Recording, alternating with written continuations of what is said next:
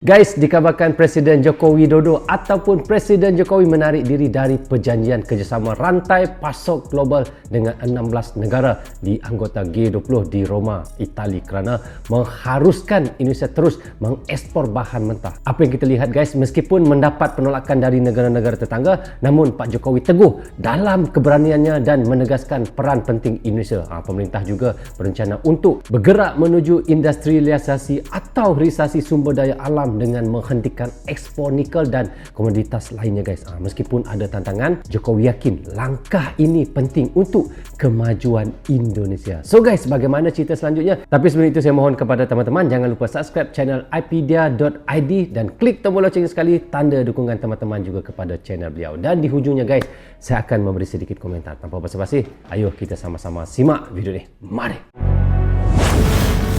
Rozul Channel.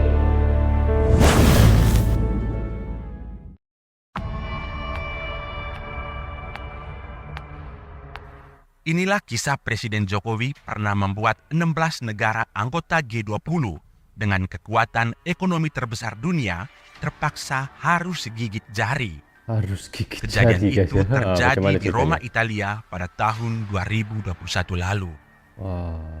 Ruangan 2021 pertemuan yang lalu dan ya, kisahnya agenda ini. sudah mereka persiapkan.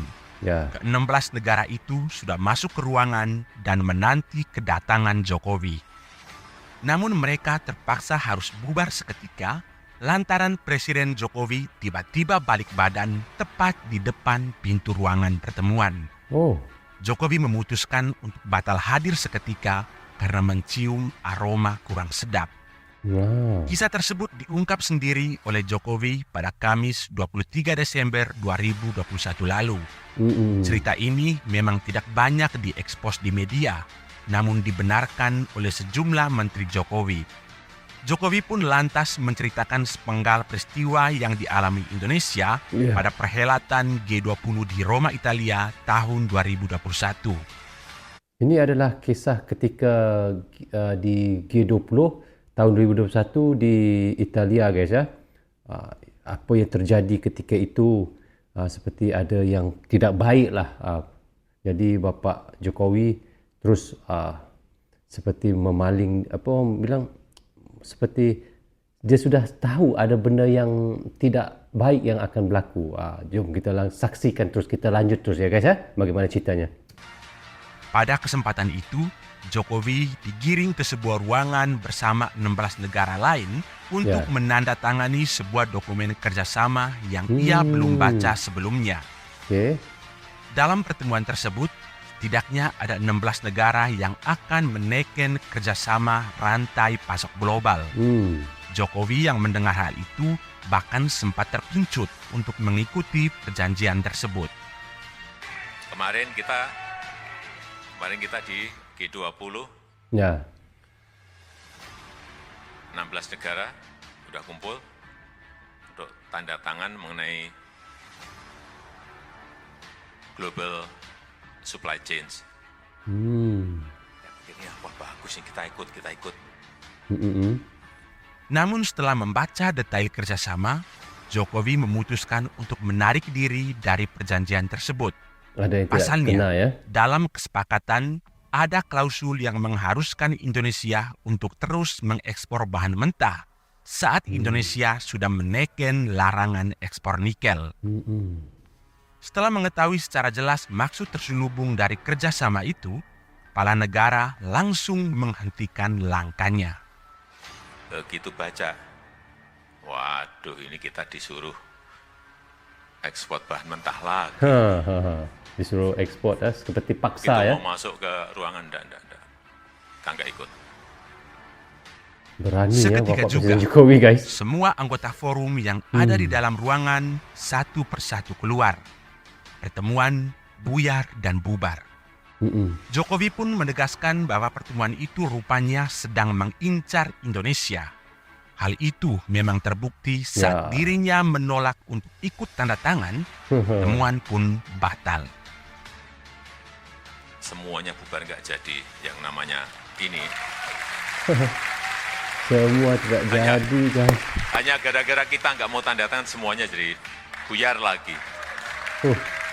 Luar biasa, disebabkan Indonesia tidak mau tanda tangan saja ya. Yang diincar sebenarnya hanya kita aja. Sebenarnya dia mau Indonesia aja. Brand-brand seperti itu yang kita kadang-kadang membayangkan, waduh ini nanti kita di-ban di sini, di-ban di sini, di-stop Disangsi ya. di WTO kalah. Kalah ya nggak apa-apa lah kalah. Nggak apa-apa kalah. Coba. Kapan kita akan melakukan hilirisasi, kita akan stop ekspor raw material. Sampai kapanpun kita hanya menjadi negara ekspor bahan mentah. Padahal kalau kita jadikan barang jadi, bisa lipat 10 kali lipat added value-nya. Nikel saja itu. Ya, nikel saja ya. Jokowi menegaskan dibutuhkan keberanian dalam mengambil suatu kebijakan. Apalagi menurutnya, posisi Indonesia dalam hal ini memiliki peran yang cukup besar. Pada momen HUT ke-7 PSI itu, Presiden Jokowi juga menceritakan pengalaman saat mengambil alih saham PT Freeport Indonesia beberapa tahun lalu. Ia mengaku banyak menerima ancaman demi mendapatkan 51 saham Freeport, termasuk dari intelijen negara. Namun Jokowi menganggap ancaman itu hanya sebatas gertakan yang mencoba menakut-nakutinya. Ya. Ancaman itu tak lantas membuatnya mundur untuk mendapatkan saham Freeport. Hebatlah Pak. Kadang-kadang kita terbayang-bayang oleh ketakutan kita sendiri. Ya, benar sekali. Dulu waktu kita mau ambil Freeport kembali, mayoritas informasi yang saya terima memang semuanya menakutkan. Ya, berbagai-bagai ancaman ya. Semuanya. Nanti Papua akan guncang, Papua akan lepas.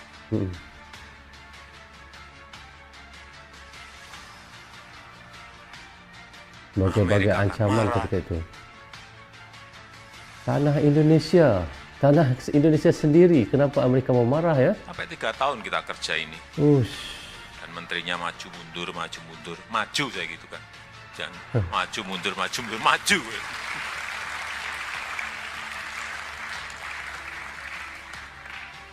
Ya memang ngeri. Menurut Jokowi, Freeport berjanji untuk membangun smelter dan melakukan hilirisasi tambang. Namun sudah 30 tahun janji itu tak pernah terrealisasi. Ya, Maka dari itu, saat Freeport sudah berada di tangan Indonesia, hilirisasi harus dilakukan. Luar biasa. Dulu suruh bikin smelter saja berpuluh-puluh tahun nggak geleng-geleng terus. Sekarang nggak bisa, kita udah 51% bikin smelter. Langsung nyatanya saya perintah di Gresik sudah langsung dimulai.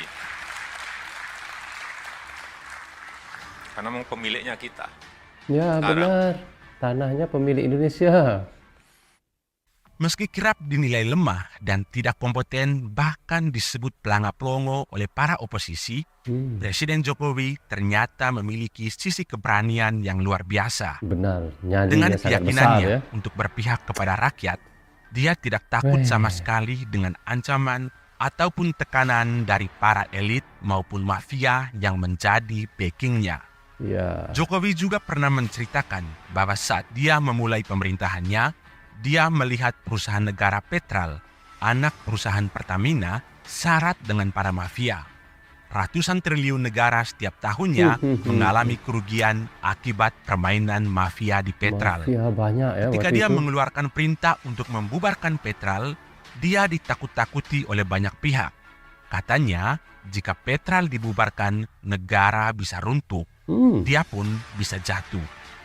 Menteri dan tim yang diperintahkan untuk membubarkan Petral 3 kali bertanya kepada Jokowi, Ya. apakah Bapak Presiden telah matang-matang untuk membubarkan Petral? Apakah Bapak Presiden sudah sadar betul dampak, risiko, dan konsekuensi jika membubarkan Petral? Iya. Bayangkan, menterinya sendiri terpapar ketakutan dan ikut-ikutan menakuti Jokowi. Lantas, apa jawaban Jokowi? Bubarkan Petral. Akhirnya, Petral dengan tegas dibubarkan. Impor minyak sama, lifting produksi minyak kita, sumur-sumur kita masih banyak kok. Kenapa nggak digenjot produksinya? Karena ada yang masih seneng impor minyak. Satu pun tapi ini saya tungguin betul. Saya sudah minta Kapolri ikut nungguin. Pak Kejaksaan, Pak Jaksa Agung ikut nungguin. Nanti saya minta KPK juga ikut nungguin. Harus rampung. Pekerjaan besar ini harus rampung. Kini Presiden Jokowi berada di ujung masa jabatannya. Sudah mau Tak lama pensiun guys lagi, ya. kita akan kehilangan sosok pemberani yang mempertaruhkan segalanya demi Indonesia. Menurutmu, siapa sosok yang paling tepat untuk melanjutkan cerita keberanian membela yang negeri? bisa mengganti Bapak Jokowi? Apakah sosok itu ada di Anies Baswedan, Prabowo Subianto, atau Ganjar Pranowo? Hati-hati, jangan salah memilih. Nanti Indonesia akan kembali ke titik tak bisa balik. Benar.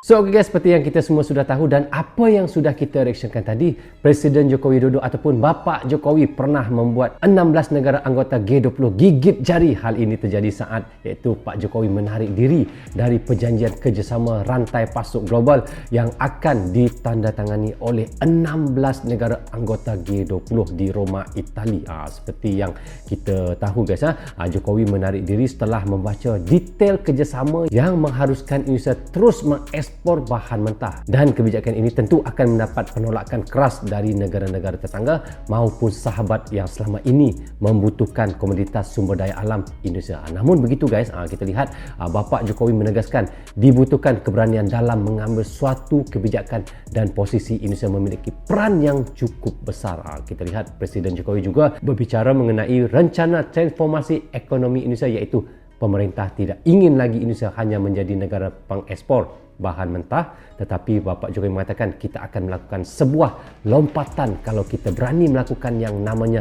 industrialisasi ataupun hilirisasi sumber daya alam. Dan apa yang kita tahu guys ya, pemerintah sejauh ini telah menyetop ekspor nikel dan secara bertahap akan menyetop komoditas lain seperti bauksit, tembaga hingga timah. Kita lihat Bapak Jokowi menegaskan bahawa meskipun di WTO kalah, tetapi jika tidak berani mencoba, kapan Indonesia akan melakukan hilirisasi dan menghentikan pengiriman bahan mentah? Bagi saya, apa yang dilakukan Bapak Jokowi guys sangat bertepatan sekali jika Indonesia mahu menjadi negara yang maju pada tahun 2045 yang mendatang. Jadi guys, kita harus sokong ataupun dukung apa yang dilakukan oleh Bapak Presiden Jokowi. Jadi guys, sedikit kata-kata hikmah untuk kita bersama. Dengan tidak menyerah, anda mengasah kemampuan untuk bertahan dalam menghadapi tantangan. Semakin anda melawan kalah, semakin anda menjadi lebih mandiri dan teguh dalam menghadapi rintangan hidup. So guys, bagaimana pandangan kalian? Jika ada yang mahu ditambah, teman-teman bisa komen di bawah komentar ini. Jadi rasanya sampai di sini saja untuk reaction kita kali ini. Apapun saya ucapkan terima kasih kepada anda yang sentiasa mendukung Brozo Channel daripada dulu sehingga sekarang. Dan bagi anda yang baru saja bertemu dengan Brozo Channel, baru saja mampir di Brozo Channel ini, jangan lupa klik butang subscribe dan klik tombol loceng, tanda dukungan teman-teman kepada Brozo Channel. Guys, yang baik semuanya datang daripada Allah SWT, yang salah dan silap semuanya datang daripada saya sendiri. Assalamualaikum, bye bye.